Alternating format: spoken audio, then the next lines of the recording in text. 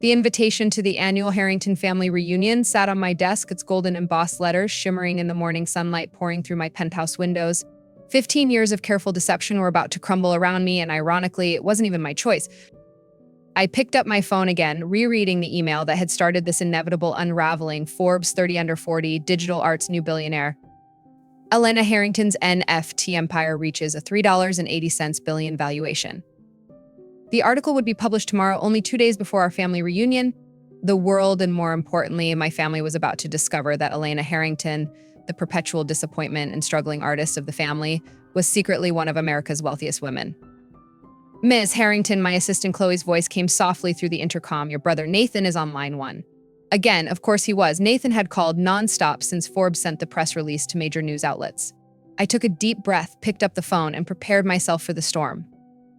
Hello, Nathan. What the hell, Elena? His voice skipped pleasantries entirely. I just got a call from Business Insider asking me to comment about my billionaire sister. Care to explain? Leaning back in my chair, I stared out at the sweeping Manhattan skyline. You'll just have to wait for the article like everyone else. Don't play games, Nathan snapped. All these years you've had us thinking you were barely surviving. Mom and Dad have worried themselves sick. I laughed sharply. Worried? You mean the endless lectures about getting a real job or the constant snide comments about how I wasted my potential?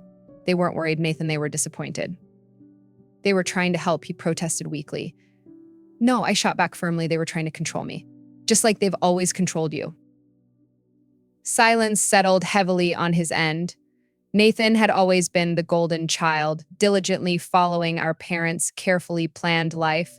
Harvard Business School, the prestigious MBA, and eventually joining our father's investment firm.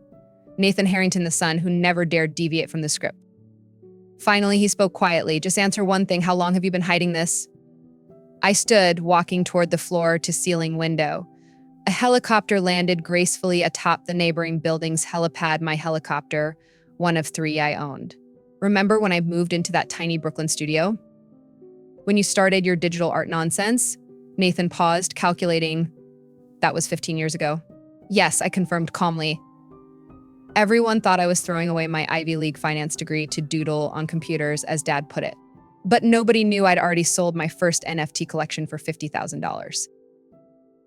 $50,000 back then? He choked in disbelief. 6 months later, another collection sold for $200,000.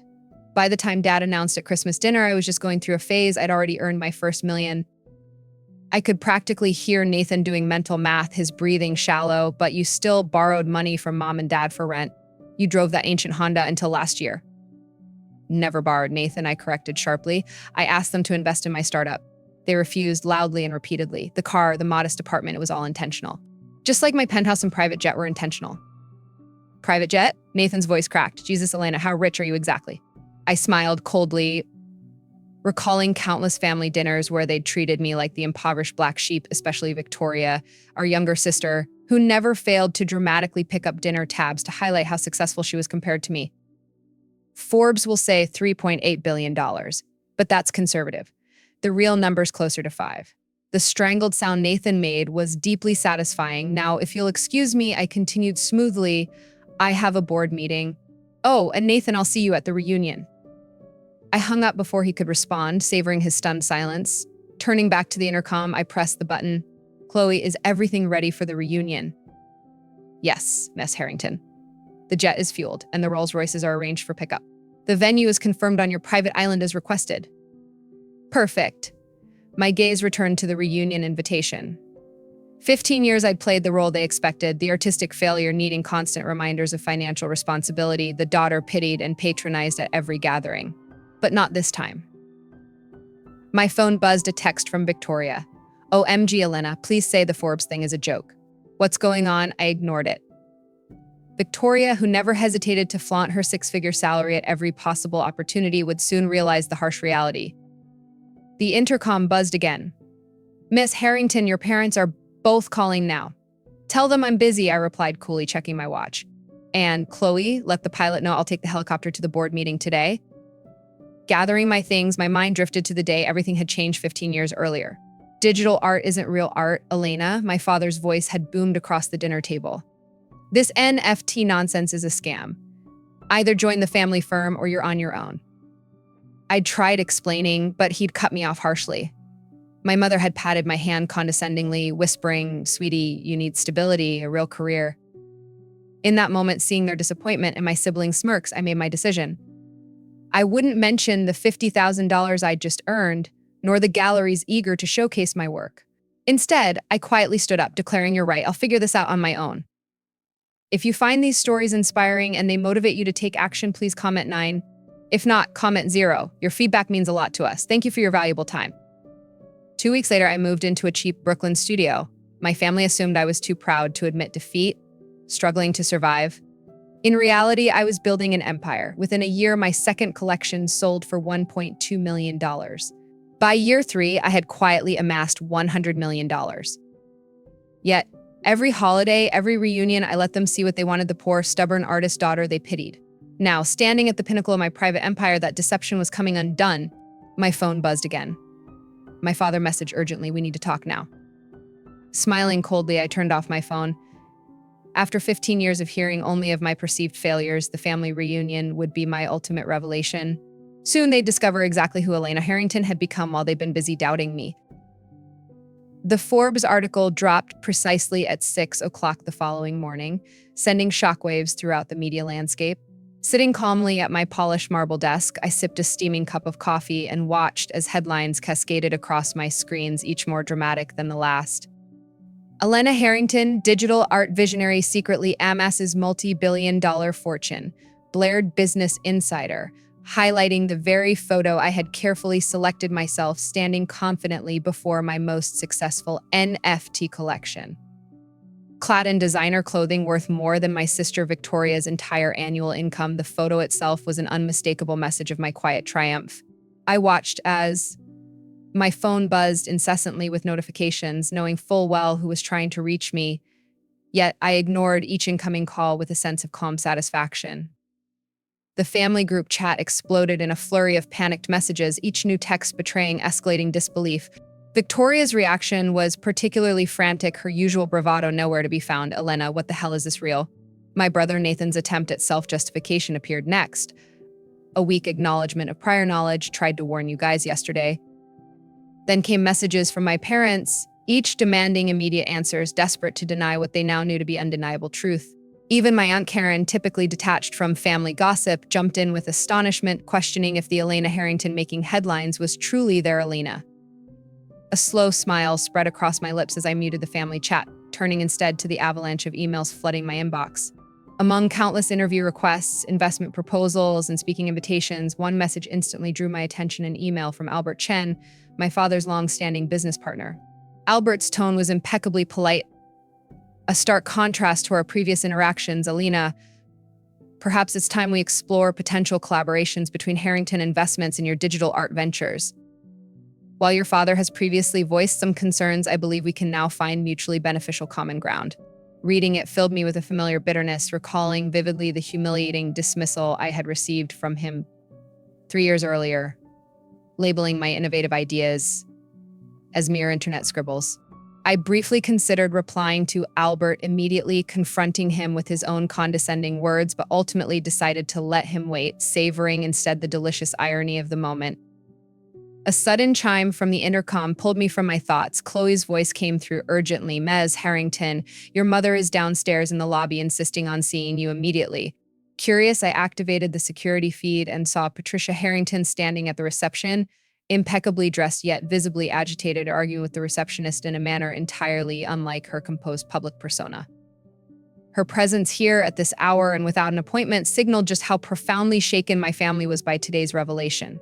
"Let her up, Chloe," I instructed calmly, rising from my chair and straightening my blouse, preparing myself mentally for the confrontation that was now inevitable.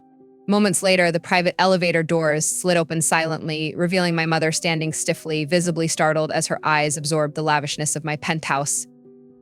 "Elena," she breathed, voice trembling slightly as she stepped inside, her gaze darting from the sweeping panoramic views of Central Park to the priceless artworks adorning my walls. Her reaction was precisely what I expected, yet strangely satisfying nonetheless. It was one thing to hear of my success and quite another to confront its tangible reality. "What is all this?" she asked hesitantly, clearly overwhelmed by the sheer scale of my affluence. I poured her a cup of coffee and gestured gently toward a leather chair by the window, choosing my words deliberately. "This is my home, Mom, the one I actually live in," I said quietly, watching her expression shift rapidly from confusion to a pained realization of my long deception. Patricia lowered herself carefully into the chair, smoothing her skirt with an anxious motion, her eyes searching my face for answers she seemed unsure she wanted to hear. "How long have you lived like this, Elena?" she finally managed, her voice faint and strained. I met her gaze steadily, unflinching in my reply, since the day Dad told me digital art was nothing but a waste of talent and resources. A shadow of regret flickered briefly across her face, and she shifted uncomfortably, unable to hold eye contact as the weight of my statement settled heavily in the silence between us. "But we saw you struggle the apartment. That awful car, surely you needed our help," she pressed weakly, desperate for an explanation that would justify her family's misguided assumptions. I shook my head slowly, deliberately savoring the truth I had kept hidden for far too long. "All of that, the apartment, the old Honda, it was theater, Mom. Props designed to maintain the illusion you were all determined to believe." Her eyes widened slightly, hurt now mixed with bewilderment, as she processed my words, realizing for the first time just how completely she and the rest of our family had been deceived. "I never borrowed money from you or Dad. I asked for investments, strategic support, but you both repeatedly dismissed my ideas," I clarified, emphasizing the crucial difference between dependence and strategic collaboration. She looked away, shame coloring her cheeks faintly as she finally understood the magnitude of their oversight, the cost of their unwavering disbelief in my vision. "Does anyone else know?" she whispered softly, the question almost rhetorical, tinged with defeat. "Nathan found out yesterday," I said calmly, though I assume you chose not to believe him either. Her slight nod confirmed my assumption, her expression one of quiet resignation, a woman realizing she had tragically underestimated her own child. Turning toward my desk, I retrieved a thick dossier and handed it to her, watching silently as she flipped through the pages with trembling hands. "That's the proposal I brought Dad 3 years ago," I explained gently, allowing the figures to speak louder than words, the one he called desperate. Today, his investment would have been worth $100 million. My mother's breath caught audibly, eyes fixed on the staggering numbers, comprehension dawning fully on her now. "Your father, he told me you were struggling, that you were too proud to admit defeat," she murmured faintly, voice choked with guilt. "And you believed him," I replied softly, allowing the stark truth of her misplaced trust to linger between us heavily. Her silence was deafening, a tacit admission of years spent blindly trusting assumptions rather than genuinely understanding her daughter's journey. I moved back toward the window, gazing once again over the city that symbolized my triumph, allowing the silence to deepen purposefully, making sure she fully grasped the weight of my words. Finally, I turned to her again, speaking with clarity and authority. "The family reunion is tomorrow. There have been some changes. Instead of the resort, it'll be on my private Caribbean island." Her eyes snapped up sharply, clearly astonished by yet another revelation of my hidden wealth. "Your island," she echoed faintly, clearly struggling to keep pace with the relentless surprises. I nodded calmly, adding softly yet pointedly, "Yes, and this time, Mom, I won't sit quietly and let everyone patronize me. This reunion will be my stage." The elevator doors opened silently once more as I guided my shaken mother out, pausing briefly to deliver one final, devastating blow to her carefully constructed world of assumptions, and that Bentley Dad always deemed too extravagant. I murmured casually, a faint, satisfied smile crossing my lips. "I bought 3 of them last month simply because I could." As the doors closed slowly, I saw her expression shift from shock to defeat, marking the precise moment my family's illusion of superiority crumbled entirely. Returning to my office, I picked up the phone to call Chloe, confident in the knowledge that the reckoning I'd meticulously orchestrated had only just begun. The morning sun illuminated the private tarmac as 3 gleaming Rolls-Royces pulled up in perfect unison, carrying my stunned family. Standing confidently beside my sleek jet, emblazoned elegantly with the Harrington Digital Empire logo, I felt an exhilarating rush of anticipation. I adjusted the cuffs of my designer blazer, ready for the drama about to unfold. The doors of the luxury cars opened one by one, revealing each family member stepping into the bright Caribbean sunshine, their bewildered expressions visible even from where I stood. My father, Robert Harrington, emerged first, his normally commanding presence diminished by shock and uncertainty. Patricia, my mother, followed him closely, her composure barely intact, eyes widening at the opulence before her. Nathan stepped out next, his usually confident demeanor now humbled and uneasy, visibly uncomfortable with his new role as merely a spectator to my success. Victoria emerged last, clutching a designer handbag like a lifeline, her eyes immediately darting toward the massive jet behind me with disbelief. Her muttered words, faint but audible, "Of course she has a jet," brought a small, satisfied smile to my lips. Taking a steadying breath, I greeted them warmly, my voice echoing across the tarmac with absolute authority. "Welcome, everyone," I announced clearly. "I trust the ride was comfortable." My father immediately tried to re-establish control, stepping forward awkwardly and clearing his throat, struggling to mask his evident discomfort. "Elena," he began cautiously, his usual confidence now tempered with careful politeness, "all of this isn't really necessary. We could have had a perfectly adequate reunion at the resort." I smiled indulgently at his attempt to reclaim authority, shaking my head lightly as I replied gently yet firmly, "The resort wasn't private enough, Dad. Besides, I think it's about time we had an honest family gathering on my own terms." Victoria glanced away sharply, unable to meet my steady gaze, clearly understanding the gravity of my statement. "Your terms," she whispered bitterly, barely masking her resentment behind a forced smile. Nathan shifted uneasily next to her, already sensing how fundamentally the family dynamics were shifting. As we boarded the jet, I watched with quiet satisfaction as my family marveled at the lavish interior, solid gold fixtures, priceless artwork adorning the cabin walls, and attendants serving vintage champagne. My Aunt Karen whispered breathlessly to my mother, eyes wide with disbelief, "Is that an actual Picasso?" I leaned casually toward them, smiling pleasantly as I answered, "It is. I acquired it last year along with several others." My father cleared his throat again, nervously, attempting once more to initiate a discussion, clearly desperate to regain some sense of normalcy. "Elena, perhaps we could speak privately before landing," he began, but I interrupted gently, firmly controlling the situation. "All discussions will take place openly at the reunion," I said evenly, meeting his gaze without flinching. "For now, please enjoy the champagne. It's worth more than your firm's quarterly earnings." His jaw clenched subtly, but he said nothing further, retreating into silence for the remainder of the flight. After 2 hours, our jet descended smoothly over turquoise waters, approaching my private island, a luxurious, secluded paradise meticulously developed to reflect my unparalleled success. As we approached the landing strip, my family stared in stunned silence at the enormous letters spelling out my name, Elena Harrington, visible from miles away. Victoria audibly gasped, gripping the armrest tightly, her knuckles turning white from the strain. The helipad was surrounded by enormous digital screens displaying my most successful NFT collections. Each sale price prominently highlighted, millions glowing vividly against the tropical backdrop. Stepping onto the island, I turned confidently to my family, gesturing expansively toward the sprawling resort complex ahead. "Welcome to Harrington Island, my own piece of paradise," I said clearly, reveling in their astonished silence. "Little piece?" Nathan muttered faintly, struggling to comprehend the scope of my achievement. Ignoring his comment, I smiled graciously, announcing calmly, "Your accommodations are ready. You will each find some reading material awaiting you in your rooms. I suggest reviewing it before dinner." With that, I turned and walked away, leaving them to ponder the impending revelation as attendants escorted them to their suites, each carefully designed to emphasize my success.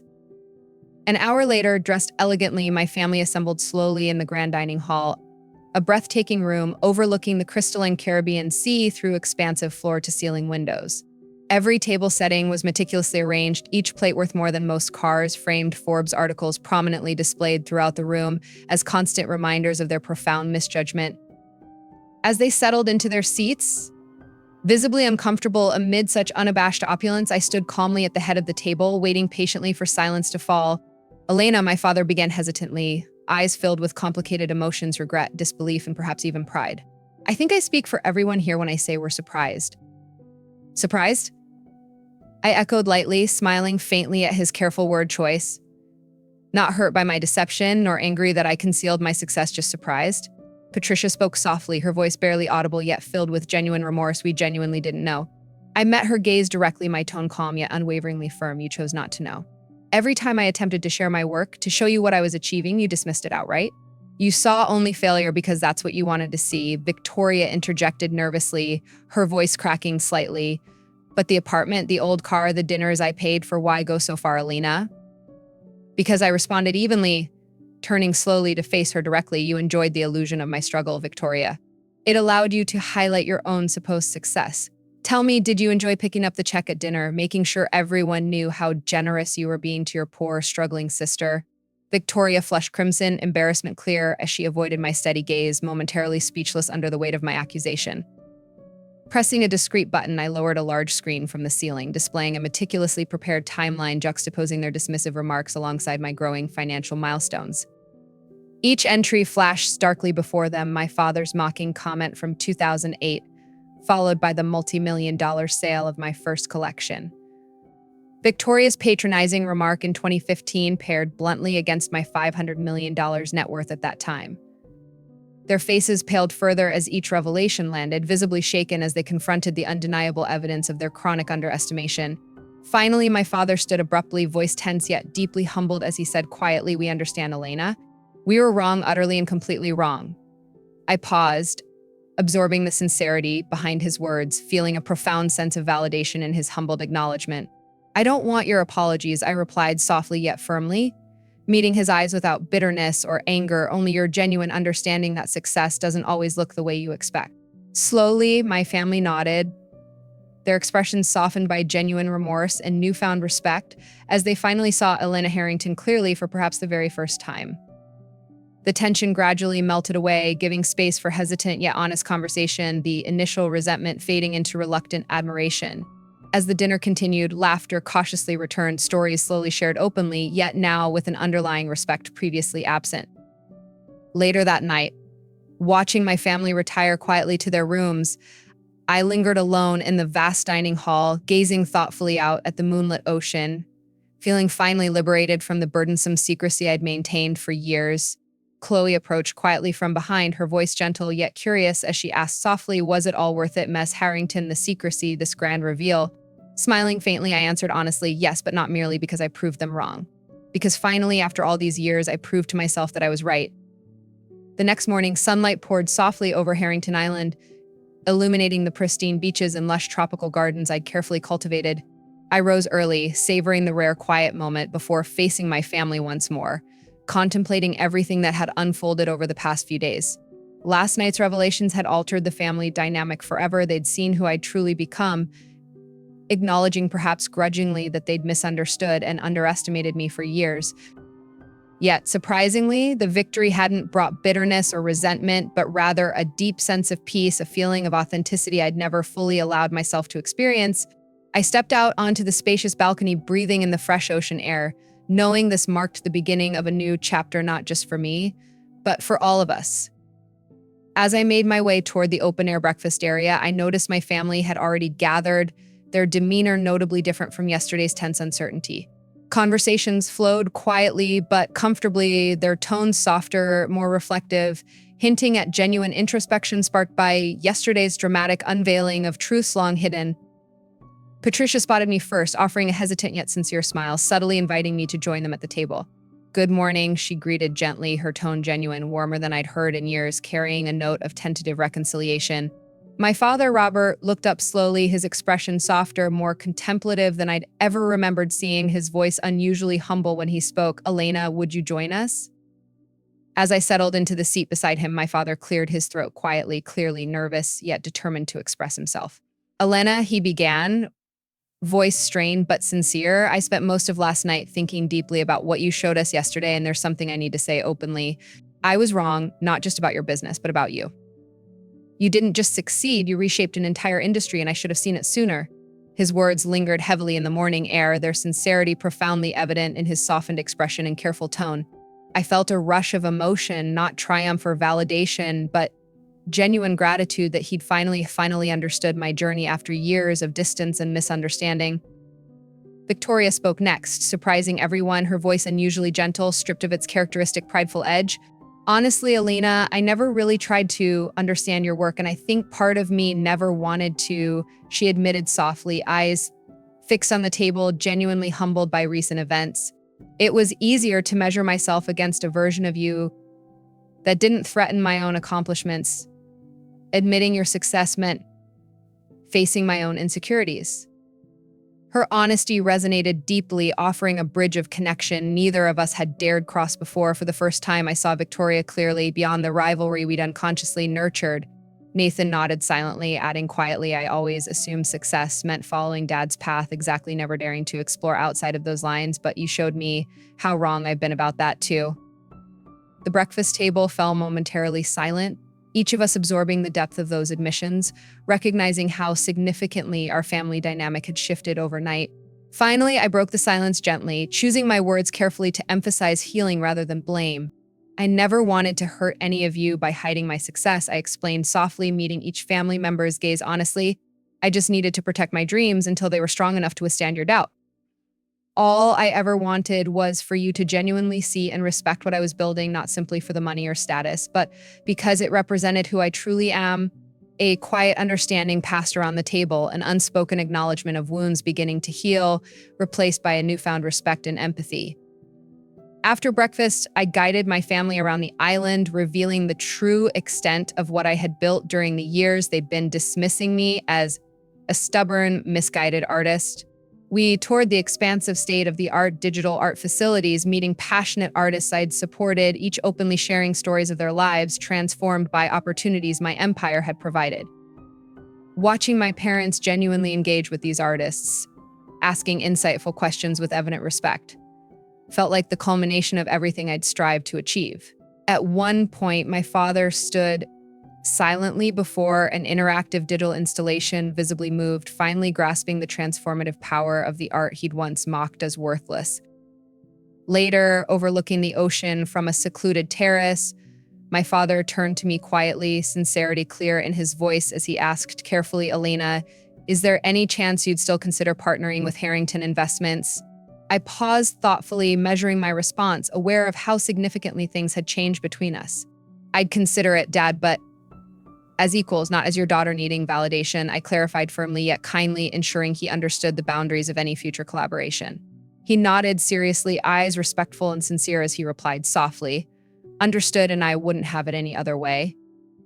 That evening, as twilight painted the island sky with hues of lavender and gold, my family gathered once more on the expansive beach, conversations now relaxed and genuine.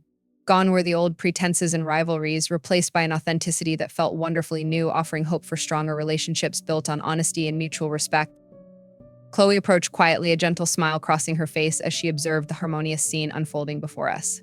Looks like your family found their way, she commented softly, clearly understanding the profound significance of this shift in our dynamic. I smiled gently, feeling deeply at peace for perhaps the first time in many years, responding thoughtfully, we all found our way. Chloe just took longer than expected. Late that night, alone in my luxurious suite, I found a small, handwritten note slipped discreetly beneath my door, instantly recognizing my father's precise handwriting. Elena, it began simply, the words carefully chosen yet deeply heartfelt. I was wrong not only in underestimating your vision, but also in failing to see you clearly all these years. You've built something extraordinary, and I am genuinely proud of the woman you've become. The words resonated powerfully, each sentence carefully mending years of misunderstanding, creating a foundation upon which we could rebuild our relationship. I carefully folded the note, placing it gently into the drawer beside my desk, a permanent reminder of where I'd begun and how far I'd truly come. Standing on my balcony once again, gazing thoughtfully across the moonlit ocean, I finally understood the true significance of this reunion, not merely the revelation of my success, but the reconciliation and genuine healing it had inspired within my family. This victory wasn't just mine, it belonged equally to each of us, representing a chance to move beyond past resentments and misunderstandings, building something far stronger and more meaningful.